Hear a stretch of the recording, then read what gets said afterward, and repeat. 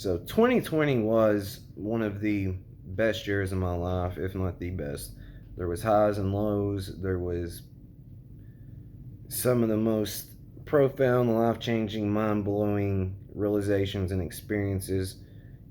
Profound beyond words, really. And I struggle sometimes to put the things I've understood and experienced and realized into words, because once I do that, it just becomes a concept and it becomes a something that you can believe or this nature, and it's something you need to experience. So I struggle to really put it into words. It would be a lot easier if I could somehow let you inside my mind and you can see it and experience it that way, and just have those that. But so I have to try to translate it through words, and it's hard to do. So before I get into this, though, I just want to say real quick, I'm going to be doing two different videos talking about the pros and cons and my thoughts and experiences with Kratom and Delta 8 THC. So there are a lot of pros, very few cons, but the cons can outweigh the pros if you cannot get a grasp on it, especially when it pertains to the Kratom. But I will go further into that. So if you see, I'm just letting you know this right here. So if this interests you, you can check those videos out. Check back for them, because I know a lot of you guys that are subscribed to me watch me for THC and psychedelic content, and I've not been uploading those as regularly as I used to. So I'm trying to throw those out there. So this is not going to be a long video. It's just going to be a why I believe 2020 was the best year of my life. It's basically like I have evolved a decade in a year. It's basically like I have done a decade worth of counseling and therapy in a year. It kind of forced me really to do shadow work. It forced me to address traumas and insecurities and past situations that I was holding on to and let them go. It's kind of like that old metaphor of you're walking around with a backpack full of bricks, and once you face these things and let it go, it's like it gets lighter and lighter and lighter and lighter. So while I'm not saying that this was all sunshine, because it absolutely was not, there was more darkness than sunshine. It was just the darkness molded what the light needed to shine through at, I guess you could say. Transit into darkness eventually. But that's the only way I can describe it to you. It forced me to deal with things that I should have dealt with a long time ago. It forced me to come to realizations about myself, my behavior, and cycles and patterns that I was stuck in, that I needed to break out of, things that I was holding on to and grasping onto that just needed to be let go, addressed, and let go. And it just helped mold me into a better person. It just helped mold me, make me appreciate things in life more. It helped me understand that the small things are what matters. The small things is what's important. Enjoying the moment is what's important. Enjoying time with your family and your friends and loved ones is what's most important. Helping people is most important. I noticed throughout this year that I felt the best whenever I was helping people, giving them advice, in some situations helping people out with money, in some situations, just getting people food, or if someone was having a bad day and their car broke down, just offering to help, stopping and taking the time to help when no one else was, and getting it fixed for them, and things like this. That's when I felt the best, and that's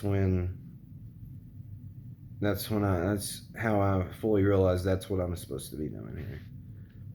Fix myself completely, then go help fix other people. Because I realized people suffer greatly, And I realized that the reason people suffer greatly is due to the system in play, for one. That's one. Due to society's structure. That's two.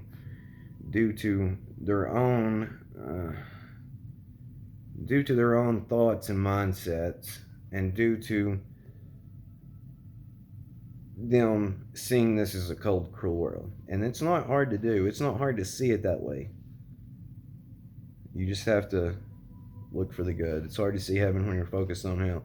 I understand I say that, and I understand that I have been pushing that the system is corrupt and horrible, but I have peeled back layers and layers and layers and layers of this place. But the one thing that I cannot shake and I cannot look past is the system in play and how it affects everyone. So that's something I would like to focus on, and I would like to eventually get you guys on board with, and we actually go out and do something, speak up about it, go out and do peaceful protests, go out and just refuse to do certain things. Speak up more. Let our voices be heard and known. But this, like I said, it was rock bottom. I've hit rock bottom this year in a few situations, and not thinking that I could go further, and really about to just say fuck it, and because it would have been really simple for me just to say fuck it and to go back to doing some of the things I was doing before, but it would not be worth it, and I would regret it. So I do hope you guys see it, maybe see it this way, that this kind of forced you to grow, have to, things had to get a little uncomfortable, and things had to get a little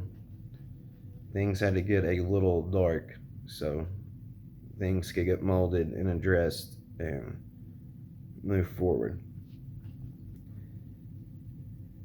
And I have also realized in 2020, even though I've not fully got it completely together, there was moments where I had this area together, that area together, and this area together, and just the tragedy of it was I didn't have it all together at the same time. So now in 2021, I know what to do to get the big picture completely together. And I hope you guys stick around and stay on the adventure with me, stay on the journey with me. Because, of course, everything I learn and everything I've experienced, I'm going to come back here and tell you guys. And I will explain to you what made me realize this, or what led me not to get stuck in something, or what made me move on from it, or how I solved an issue. Maybe it can translate into your life and help you. But I'm trying to think if there's anything else, really. If anything else pops up, I'll make a part 2 to this, but I do think that this pretty much summarizes it. And if you thought 2020 was a shitty year, please try to look at it from another perspective. If you think that it was the worst year of your life, and you think you went into a downward spiral, or you think that, just things just went from bad to worse, realize the things that you had done from that. Realize the growth you've made. Focus on try to find the positives in these. Because I'm being dead serious when I say it's like I evolved and did a decade of evolving and growing and therapy and counseling within 1 year. Because it seriously made me let a lot of stuff go. And it seriously made me realize what was important. And it made me realize what was not important.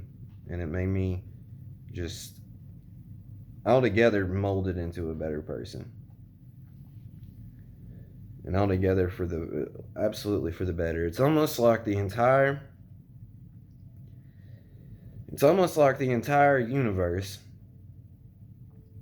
was shut down, or put on hold, or time stood still for us to get our stuff together, for us to do the work that was needed to be done, for us to evolve and grow and prosper going forward.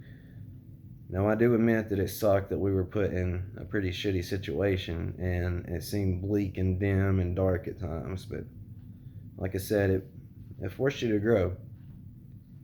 You know, don't get comfortable being comfortable.